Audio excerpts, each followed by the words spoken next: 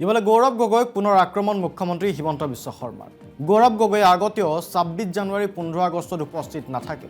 তেওঁৰ ঘৰত তিনিজনেই বিদেশী, তেওঁ কেনেকৈ স্বদেশী হ'ল? হেংদাং দাঙি চৰাইদেউত এক প্ৰকাৰ নিৰ্বাচনী প্ৰচাৰ চলালে মুখ্যমন্ত্ৰীয়ে।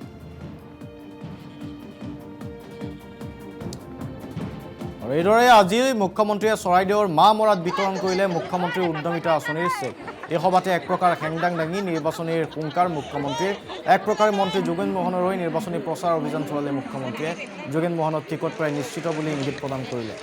লগতে বিৰোধীক তীব্ৰ সমালোচনা। অসমত এতিয়া বিৰোধী নাই, আগতে মহিলাসকলক ইমান সন্মান কোনেও দিয়া নাছিল। ১০,০০০ টকা দিয়া আমাৰ উদ্দেশ্য নহয়, মহিলাসকলক প্ৰতিষ্ঠা কৰাহে আমাৰ উদ্দেশ্য বুলি মন্তব্য মুখ্যমন্ত্ৰীৰ। তেওঁ ইউজুৱেলি ২৬ জানুৱাৰী আৰু ১৫ আগষ্ট তেওঁ কেতিয়াও নাথাকে। এইবাৰ বুলিয়ে নহয়, আগতেও যদি চাই তেওঁ ২৬ জানুৱাৰী ১৫ আগষ্ট ক'তো নাথাকে।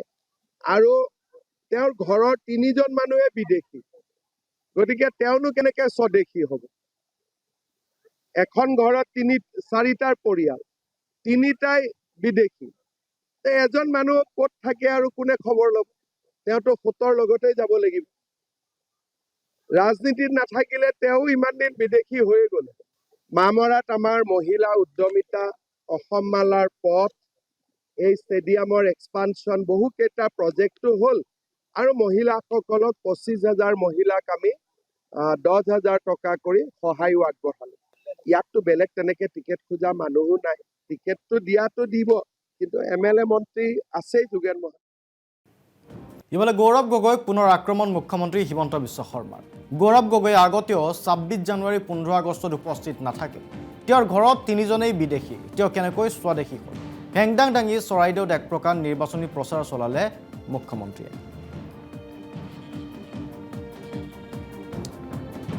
আৰু এইদৰে আজি মুখ্যমন্ত্ৰীয়ে চৰাইদেউৰ মা মৰাত বিতৰণ কৰিলে মুখ্যমন্ত্ৰীৰ উদ্যমিতা আঁচনিৰ চেক। এই সভাতে এক প্ৰকাৰ হেংদাং দাঙি নিৰ্বাচনীৰ হুংকাৰ মুখ্যমন্ত্ৰীৰ। এক প্ৰকাৰে মন্ত্ৰী যোগেন মোহনৰ হৈ নিৰ্বাচনী প্ৰচাৰ অভিযান চলালে মুখ্যমন্ত্ৰীয়ে। যোগেন মোহনক টিকট প্ৰায় নিশ্চিত বুলি ইংগিত প্ৰদান কৰিলে। লগতে বিৰোধীক তীব্ৰ সমালোচনা। অসমত এতিয়া বিৰোধী নাই, আগতে মহিলাসকলক ইমান সন্মান কোনেও দিয়া নাছিল। ১০,০০০ টকা দিয়া আমাৰ উদ্দেশ্য নহয়, মহিলাসকলক প্ৰতিষ্ঠা কৰাহে আমাৰ উদ্দেশ্য বুলি মন্তব্য মুখ্যমন্ত্ৰীৰ। তেওঁ ইউজুৱেলি ২৬ জানুৱাৰী আৰু ১৫ আগষ্ট তেওঁ কেতিয়াও নাথাকে। এইবাৰ বুলিয়ে নহয়, আগতেও যদি চাই তেওঁ ২৬ জানুৱাৰী ১৫ আগষ্ট ক'তো নাথাকে। আৰু তেওঁৰ ঘৰৰ তিনিজন মানুহে বিদেশী, গতিকে তেওঁনো কেনেকে স্বদেশী হ'ব?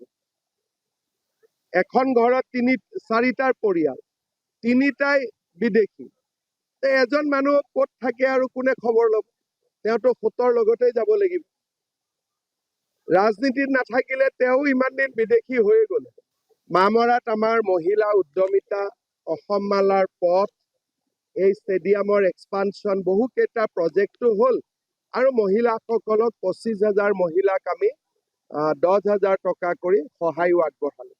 ইয়াততো বেলেগ তেনেকে টিকেট খোজা মানুহো নাই। টিকেটটো দিয়াটো দিব, কিন্তু MLA মন্ত্ৰী আছেই যোগেন মোহন।